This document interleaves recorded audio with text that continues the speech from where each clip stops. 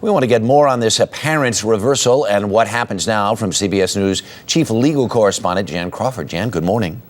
Good morning, Harry. Was this inevitable?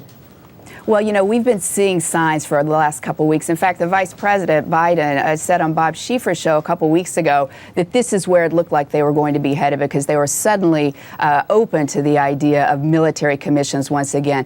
But keep in mind, this was the single biggest break from the Bush administration on these war and terror policies.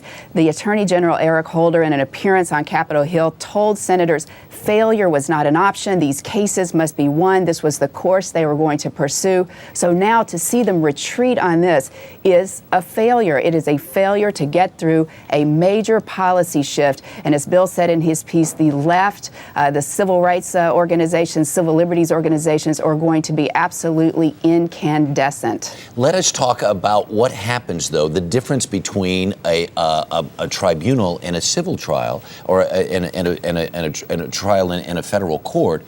Are different things admissible? Is there a different threshold in terms of what's admissible and guilt?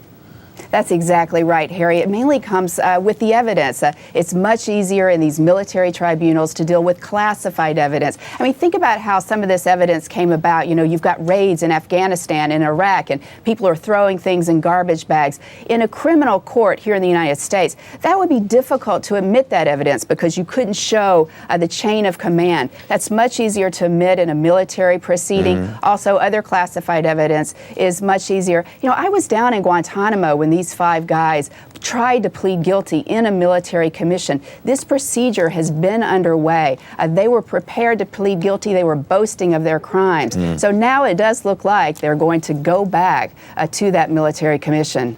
What about coerced testimony? That is another issue that will be much easier to deal with in the military proceedings because remember, Khalid Sheikh Mohammed, the self-confessed mastermind of 9/11, was subject to very harsh interrogation techniques, waterboarded multiple times. That would have been a big problem in a criminal trial. Obviously, he could have made motions here in the United States. If he were treated like an ordinary criminal who, you know, a drug dealer on the street corner, he could have said, I was subjected to outrageous government misconduct. These charges must be dismissed. The government can't treat me that way.